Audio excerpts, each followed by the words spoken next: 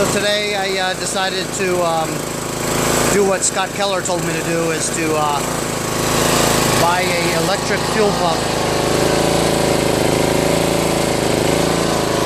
Basically connected the hose from the back to a fuel filter. The electric fuel pump is sucking air, gas right up to the carburetor. 2 amps.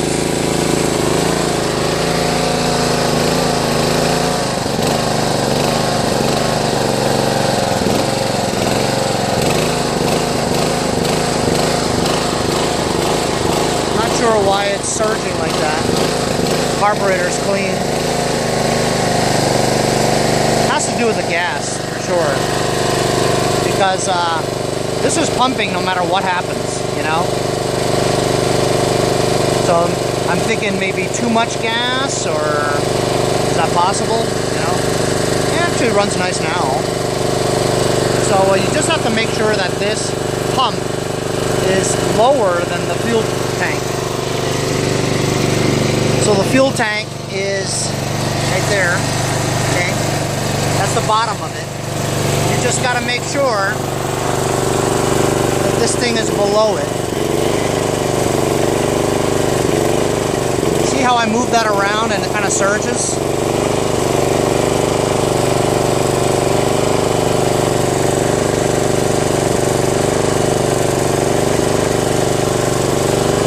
When I put my hand here, I can feel pulsing. You can feel a pulse. And obviously pulsing enough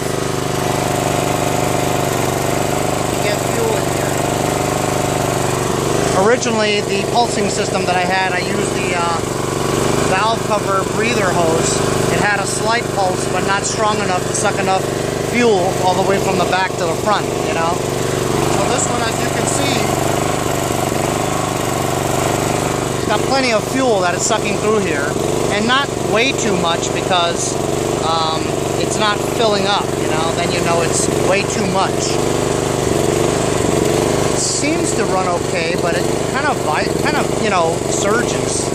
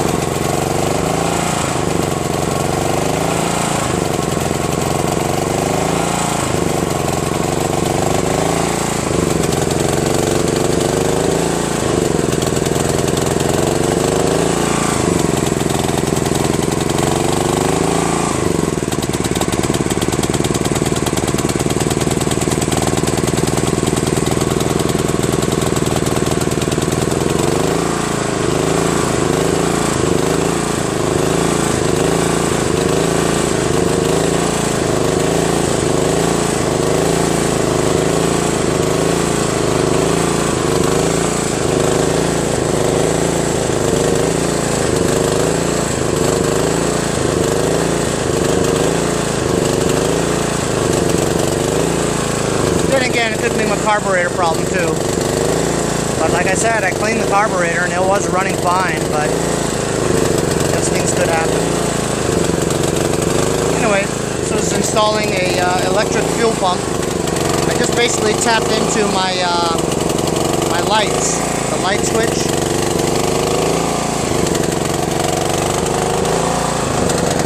Because when the lights are on,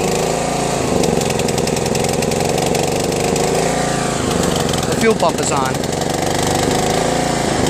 So I'll put it to the light accessory when I start the engine, so let it the fuel pump run for a second or two to get enough fuel in there to start.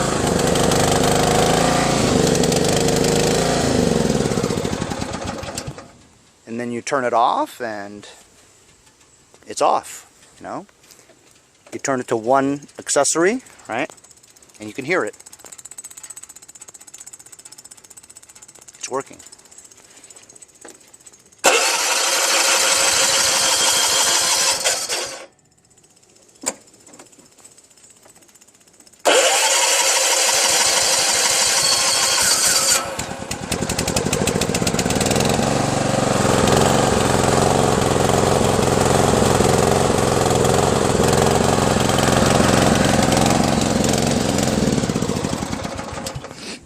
Anyway, I'm just gonna have to tinker with this a little bit more, but I think I might need a new carburetor.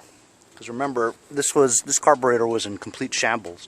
I mean, it did run okay after I cleaned it, you know what I'm saying? So that's why I don't think it is, but I don't know. It has something to do with the fuel still. Whether it's getting too much or too little, really can't tell. And this is not adjustable, so I can't turn down the amount of power that it's sucking. You know, so I can't control the amount of fuel going into that bowl, you know. I'm thinking maybe it's too much. I really couldn't tell. But, you know, I'll mess with this some more. See you guys later. So I buttoned it up. Zip tied it here. Put tape around it so that there's no open circuit. You know, it runs and stuff, but it doesn't seem to run that well. I don't think it's getting enough fuel still, you know. Like in the beginning, it runs really well because it's like pumping fuel into the carburetor. But then after it runs really well, it burns up all the fuel in there, and now it seems to be starving for some fuel, just causing the hesitation and the surging, you know. So I still don't think it's getting enough fuel. It's just my opinion. Could be the carburetor too, but whatever. Remember before I had that Tecumseh mini gas tank just bungee cord over here. It looked really ghetto, you know. So I figured I'd utilize the gas tank in the back. Got that fuel pump. You know, the electric fuel pump was only $7.58 off of eBay, shipped. So it's definitely worth it to try, you know. Worth it just to try it to see if it works. I mean, you know, it starts and runs and stuff, but I don't know, that gravity-fed fuel tank that was ghetto seemed to work a little bit better. But nevertheless, works. I'll mess with this next year, but I just wanted to show you guys that's how you install an electric fuel pump on a lawn tractor that wasn't designed to have a fuel pump. At least the engine wasn't designed to have a fuel pump. But, you know, I mean, it works, but whatever. Still a work in progress, you know. See you guys next time on Mowers and Blowers. Hey, everybody. How you doing? It's Henry at Mowers and Blowers. This is a Craftsman single stage. I think 3 or 4 horsepower or something like that. Really old. You ready for this? This was the first snowblower I ever bought. I bought it for $40 off of Craigslist, probably more than 25 years ago. And when I bought it, it was very old already, you know. After I used it for 2 or 3 years, I gave it to my cousin, who decided to get kind of funny, and he painted it orange and put a Husqvarna badge on it. But it's a Craftsman. And well, anyway, after he used it for about 5 years, he got a new one, so he wanted to give it back to me. And instead of just giving it back to me, I decided to give it to my friend Kenny. So once I gave it to him, he doesn't know how to use this stuff. It's his first snowblower ever, you know.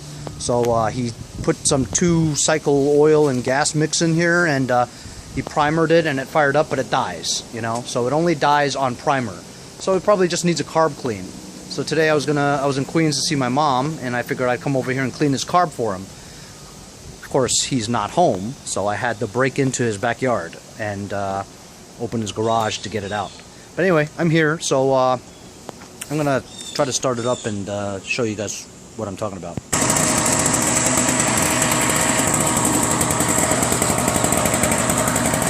Well, I don't know what he was talking about, but runs just fine. I don't think he knows about the choke. He had this all the way over here, so it's not going to run when it's a cold start. So Kenny, if you're watching this,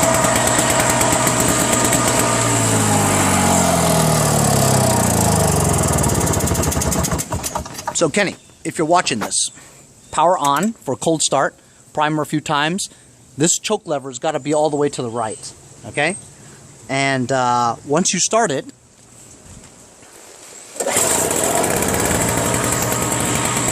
you let it run for a little while, maybe a minute. And then you move this to the middle, and then eventually to the left. Now it runs.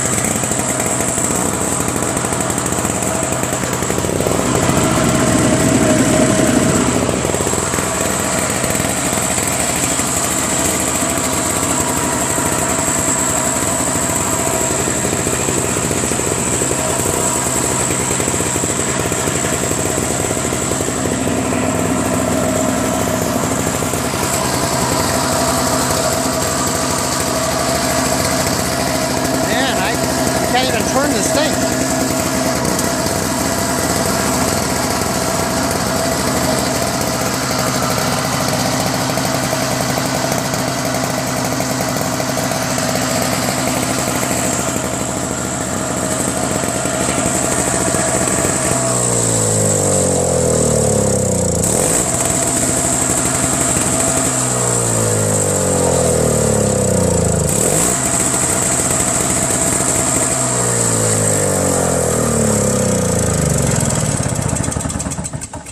Runs fine. I don't think there's a way to turn this chute though, which is strange. Could have sworn that there was.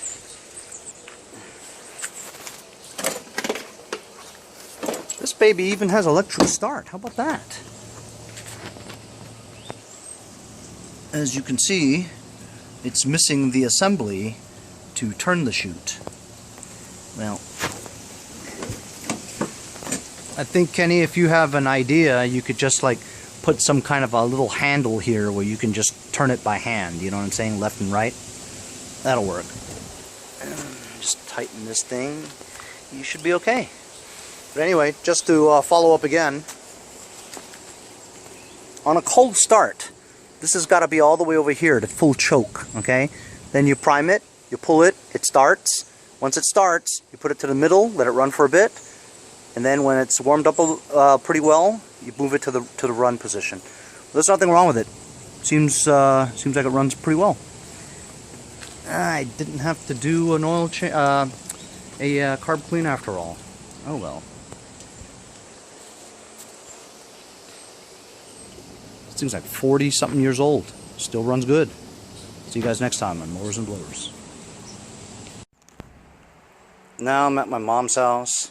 And it's got leaves all over the place. So this is my Craftsman 13.5 horsepower overhead valve riding mower, and I'm basically just putting on the grass catcher, the bagger system today. And you know, it works and stuff like that. But I think this design really sucks. So once you're full with this, right? This is how you dump it. You pull it, and all the leaves come out the bottom. So you still have to bend down and pick up the leaves and put it into a bin, you know? So that's kind of a pain in the ass, isn't it, you know? As opposed to just taking this off and dumping it into a, you know, like if it had buckets and stuff where you can just put it into a plastic bag and dump it in there. Here you actually dump it on the floor and you have to pick it up with your hands and put it into a bucket. That sucks. So that's kind of stupid, but anyway, I just have to put the attachment over here, right?